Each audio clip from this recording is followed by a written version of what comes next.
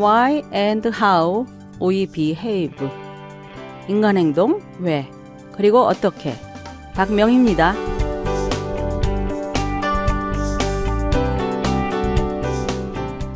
전번 시간까지 4번에 걸쳐서 배운 수동 공격성 인물들은 그들의 완벽주의가 내면에 숨겨져 있는 경우였는데, 오늘부터 배울 강박성 인물들은 그들의 완벽주의가 외부로 뚜렷하게 드러나는 사람들을 DSM-3에서는 강박성 인격장애라고 명명했습니다. 지나치게 신중한 천주교 신자의 경우에는 지극히 사소한 일에 대해서도 고해성사를 계속하는데, 개신교에는 고해성사와 같은 의식은 없지만 어느 교회나 별것도 아닌 사소한 일로 목사를 찾아와 상담을 하고 그렇게 해서 확신을 얻으려는 자들이 있게 마련인데요. 그들은 지극히 사소한 문제에 대해서도 계속해서 염려하며 강박관념을 보입니다. 복음주의 교회의 지도자가 강박성 인물이라면 사람들에게 예수를 믿겠다는 고백을 여러 번 계속해서 공개적으로 표현하도록 하지요.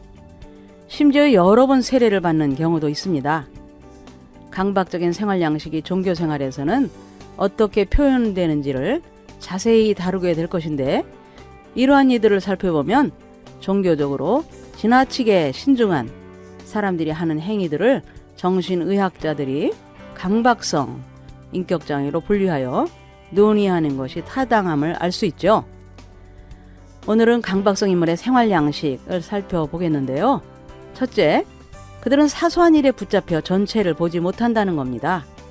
강박성 인물은 나무를 보다가 숲은 보지 못합니다. 그들은 사소한 규칙이나 형식에 구애를 받아 전체적인 모습을 보지 못하는데요. 예를 들면 그들이 보관하고 있어야 할 어떤 목록표를 분실했다고 합시다. 그들은 이것을 찾기 위해 온 집안을 발칵 뒤집어 놓고 잃어버린 바로 그 목록표를 찾기 위해 많은 시간을 보낼 것입니다. 잠깐 쉬면서 기억을 더듬어가며 목록표를 다시 만든다는 생각은 하지 못하고 잃어버린 목록표를 꼭 찾아야만 한다고 생각하는 것이죠. 두 번째, 그들의 특징은 여러 면에서 인색하다는 것인데요.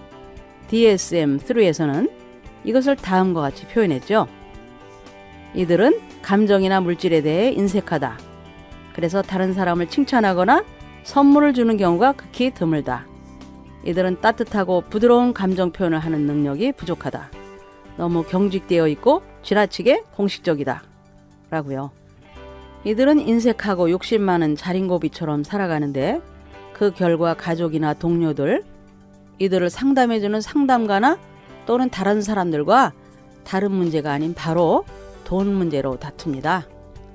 셋째, 그들은 다른 사람을 지배하려 하는데, 강박성 인물들은 완벽주의자들이기 때문에 다른 사람들도 바로 자신들처럼 일해야 한다고 고집을 부리죠. 이들은 다른 사람들에게 시시콜콜 간섭을 해대고, 그래서 사람들이 계획이나 추구하는 바를 포기해야 될 때 그들이 느끼는 분노는 안중에도 없는 것이죠.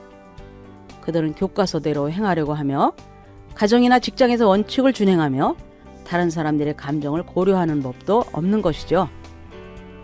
네 번째 특징은 일에 중독되었다는 것인데요. 정신장애와 분류와 편람, 즉 DSM-3에는 이런 사람에 대해 다음과 같이 기록했는데, 그들은 일이나 생산성을 중요시하고 즐거움이나 대인관계는 고려하지 않는다. 그들은 즐거움 자체도 마치 일처럼 계획을 세워 추진해 나가야 할 것으로 간주한다.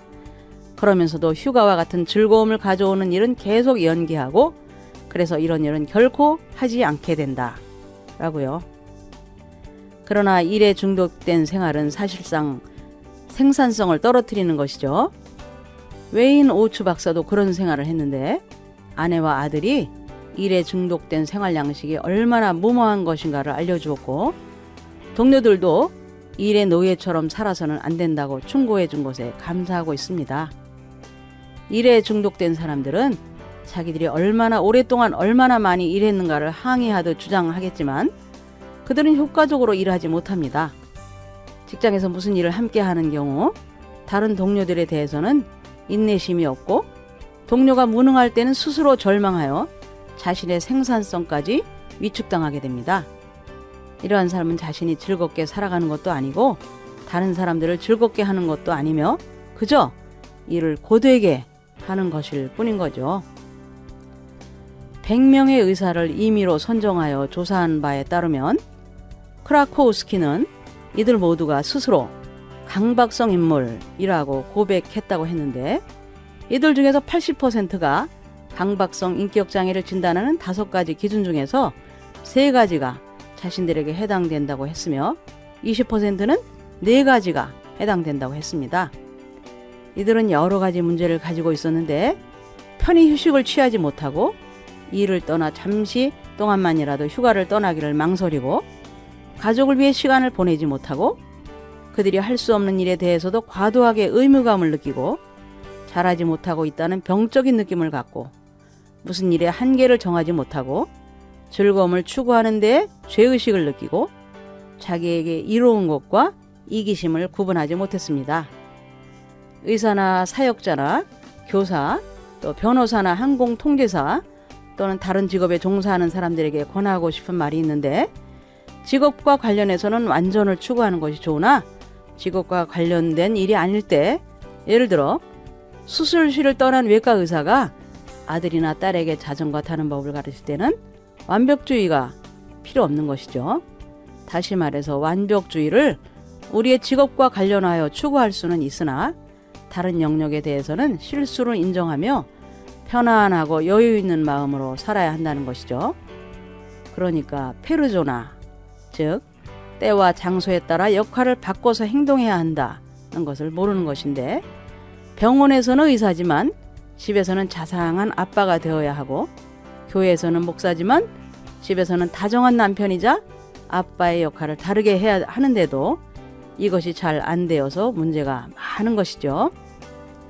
수동 공격성 인물과 마찬가지로 강박성 인물은 실수하지는 않을까 하는 쓸데없는 두려움으로 무슨 일에 대해 결정을 잘 내리지 못하는데 결과적으로 이들은 무슨 일을 마치는데 심히 어려움을 겪고 사소한 일에 집착하여 어떤 일을 전체적으로 보지 못하기 때문인 것입니다. 이들의 5번째 특징은 자신의 지위에 민감하다는 겁니다. 강박성 인물들은 그들이 속한 조직에서 자신이 어떤 위치에 있느냐에 지극히 민감한데 그들은 직장이나 가정에서 권위에 순종해야 한다는 것에 대해 끊임없이 불평을 늘어놓죠. 한때는 어떤 체제에 순응하다가도 이내 자신이 책임을 져야 한다고 도전적으로 다투고 고집을 부리는데 그들은 자신의 의지를 다른 사람에게도 관철시키기 위해 어떻게 정책을 펼쳐야 하는가에 대해 특별한 직관적 능력을 갖고 있는 것이죠. 네, 오늘은 강박성 인물의 생활 양식을 살펴보았는데요.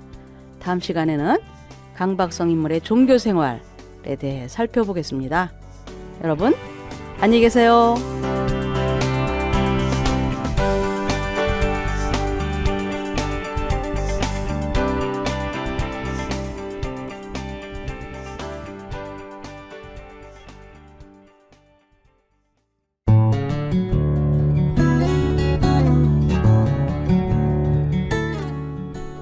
온 땅에 퍼지는 하늘의 향기 KCN.